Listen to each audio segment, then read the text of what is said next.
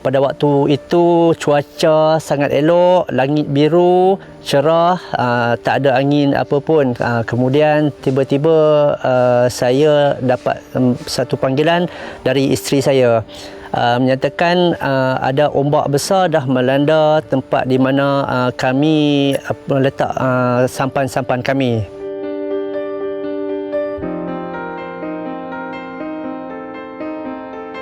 Terlintas di fikiran untuk menelefon rakan saya yang tinggal berdekatan. Saya menyuruhnya pergi ke tempat kejadian dan lihat sendiri dengan mata beliau. Selepas 5 minit beliau menelefon saya dan menyatakan kejadian itu memang teramat teruk sangat, tak pernah jadi dalam sejarah hidupnya. Ketika saya sampai, ombak kedua baru saja melanda. Ketika itu saya melihat banyak sampan-sampan yang telah musnah. Kemudian air surut dengan tiba-tiba. Kering kontang kuala kami, iaitu kuala Sungai Birung. Kemudian ada kawan-kawan saya yang masih belum lagi sampai ke daratan, di mana kami teramat risau akan keselamatan mereka. Pada masa yang sama, kelihatan ada yang telah balik, tapi mereka tak boleh masuk kuala sebab kekeringan air. Dengan sekelip mata, ombak tsunami yang ketiga melanda. Kami begitu cemas melihat mereka menolak sampan dalam keadaan air yang kering itu. Tetapi ombak yang terlalu besar ada di belakang mereka, dan ketika itu jugalah saya mengambil gambar-gambar detik-detik cemas apa yang berlaku pada kami. Ombak tsunami yang ketiga itu mengganas dengan tiba-tiba, tetapi alhamdulillah tiada kemalangan jiwa yang berlaku, di mana ombak tersebut juga telah membantu kawan-kawan kami yang terkandas di luar kuala sana, menolak mereka dengan sampan-sampan mereka masuk ke dalam kuala kami. Saya ketika itu terpaksa membahagikan masa di mana benda yang lebih penting diutamakan. Kalau ketika itu saya terpaksa menyelamatkan kawan-kawan dan juga harta benda yang patut diselamatkan, saya akan buat dahulu.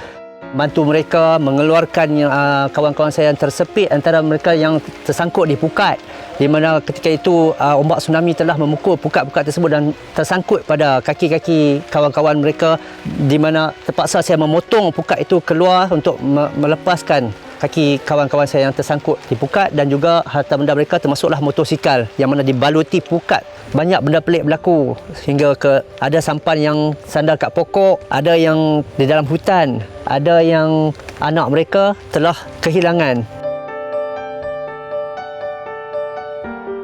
Orang perempuan saya duduk dekat anak. Bila kata anak tu baru saya turun. Saya ambil anak baru umur kan. Main lagi sekali yang tu yang saya kenal dengan anak lagi sekali. Tapi saya tak lepas anak saya. Saya tak makan ingat. Nak jadi pun dengan anak, nak mati pun dengan anak. Terkejut nak ambil anak saya. Nak tak ingat dah lah sakit awal ingat anak tu kan. Yang lain dah tak nampak lah. Ayak dah orang kata. Dah lenang dah. Baru.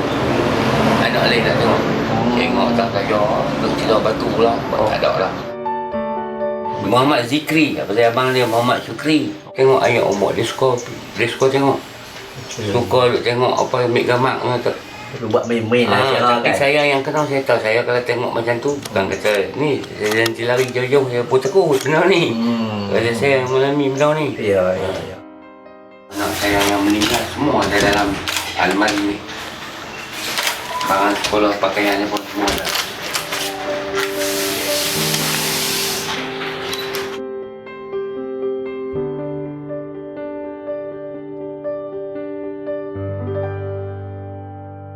So I was told to drive up to Teluk Kumba to check on the damage. A few fishermen were telling me that there might be a second wave that is coming in later at midnight. Fortunately, I should say, by midnight there was no big wave, and people who were waiting around near the river mouth and by the shore had dispersed.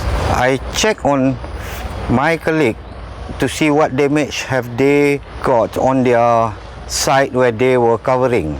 And one of my friend told me there was an incident earlier during the big wave where a baby was swept away on a mattress in Batu Feringgi and was washed back to the house.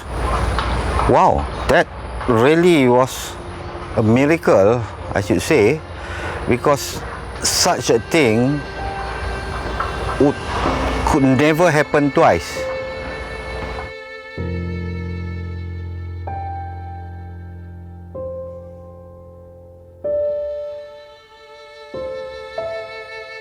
Morning, I heard about earthquake in the Aceh, earthquake in the sea. I'm staying at seaside nearly 40 years. I didn't feel anything. And then there got two bubbles around long distance. The customer around here 1 o'clock. Then the customer asked me, what is the bubbles? I said, because the December month got a speedboat racing. They asked another 20 minutes after, I see around 200 meters, the wave come. And then I run to try to save my baby. 1 second, the wave already here. All my restaurants and the bar, everything washed away. Then I holding the pole. When I don't know what happened to my children. I saw the sheets enter the room. Then I pressed the door, cannot open because of the wave come and break down everything. They enter to the first room. The water stuck inside. 2 doors closed. Then I take a hood and break down the door and release the water. After she come out, then I say, what happened to baby? Then she said, other side, my restaurant side, they got a contracted workers. They say Indonesian. They say the baby anak atai tiram, baby anak atai tiram.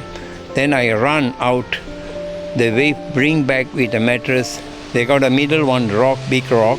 The middle, they bring back the mattress. Then I carry up my baby. Even though 1 drop water in the touch of my baby, still she's sleeping. I promise to the God, natural mother and mother of the sea. So I pray every year, 26 December, 1 o'clock. So I give her free food every year for the day. Tulasi now, from standard 1 until now, she all in the class, first girl. Thanks God, she is very intelligent, very helpful to the family, very good to the customers. So many customers come down from European, they say very good. You have 2 daughters, very nice. When I was 3 or 4 years old, my dad showed me the video, but Algeria TV News, they take video of me and put in CD. So he tells me the story and he shows me. I was surprised. Very surprised, and I was thinking that was me or not. I want to be a scientist because I like to research things. My dad and parents like to be a scientist, but they didn't. So I'm just going to be a scientist.